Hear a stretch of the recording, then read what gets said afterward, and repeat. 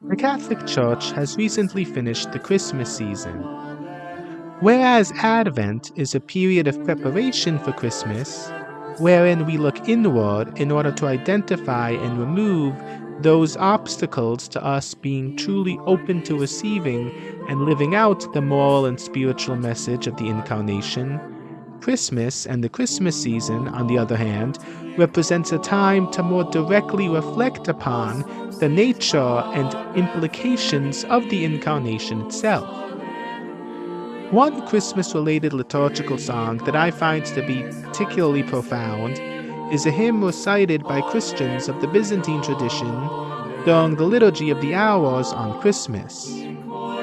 It includes the following lyrics, quote, "Today is born of a virgin, he who holds the whole of creation in his hands. He whose essence none can touch is bound in swaddling clothes as a child. God, who in the beginning established the heavens, lies in a manger." Unquote. The reason why I love this hymn so much is because it showcases, firstly, the paradoxical nature of the core mystery of Christianity. Nonetheless, it is a paradox that points towards a broader spiritual reality that lays the basis for Christianity, namely the incarnational nature of Christianity, something rooted in the belief, central to the Christian understanding of God, that God's nature and the manner in which he metaphysically relates to creation is by definition communicative and self-giving in nature. An understanding of the nature of God and the relationship between God and creation shows that what we say about God's plan in creation and God's plan in redemption go hand in hand. They are not two parallel things. Rather, they both show that God is both the point at which all created realities are consummated, as well as the means by which the consummation of created reality is made possible. For God to create us is to make us a partaker in his perfections.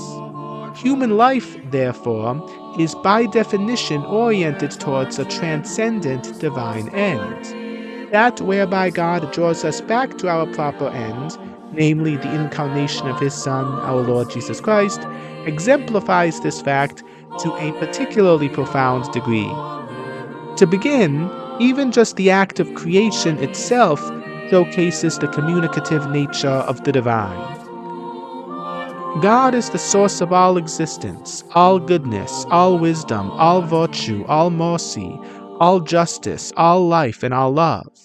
Since God is the source of all these things exist in God formally or definitionally. That is, they are a part of who God is. They are a part of the very fabric of God's existence and nature. They exist in beings other than God only insofar as God communicates these things to us, thereby making us a partaker, albeit in a finite and analogical manner, in the goodness and perfections of God. The more we grow in perfection, the greater the degree of our participation in the goodness and perfections of God. Simply by virtue of our existence, we partake in the things of God. The more our existence is perfected through growth in holiness and virtue, with the assistance of God's grace, the greater the degree we partake in the things of God. Yet through sin we turn away from God. In turning away from God, we turn away from He who is the source of all being and existence, and therefore we turn towards nothingness. Through sin, we therefore diminish the extent to which we partake in the things of God. The very act of creation itself is a communication of the things of God to that which was once nothing. Things can only exist to any degree insofar as they partake to some degree, any degree, in the things of God. Sin is a turning away from God, and therefore a corruption of our existence and a return to nothingness. Redemption, on the other hand, is God calling us back out of our sin to a greater participation in his life. And the epitome, the center point of this is the Incarnation.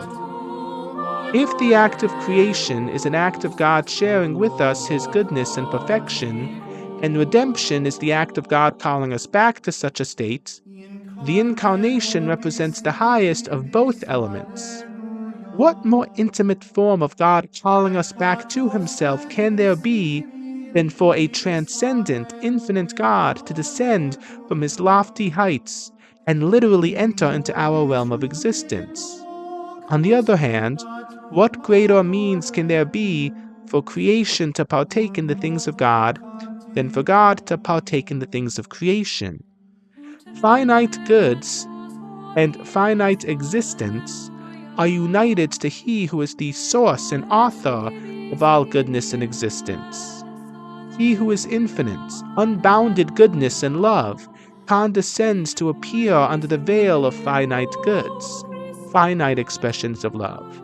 That which was separated from God was purified and brought back to God because it was participated in by God Himself, and the effects of this are extended to each and every single one of us through grace. Thus, as we reflect upon the major lessons that we learned this past Christmas season, let us think about the fact that the ultimate reality, of which all created things are a reflection, and in whom we participate in order to exist in the first place, has made possible for us the overcoming of sin and the attainment of a deeper level of participation in the divine that we never previously thought possible. And this happens because the divine enters into the created realm. Transcendent becomes united to the immanent. Creation is flooded with divine glory. And through faith and hope, we allow the effects of this to penetrate every part of our being and bring us into deeper union with God.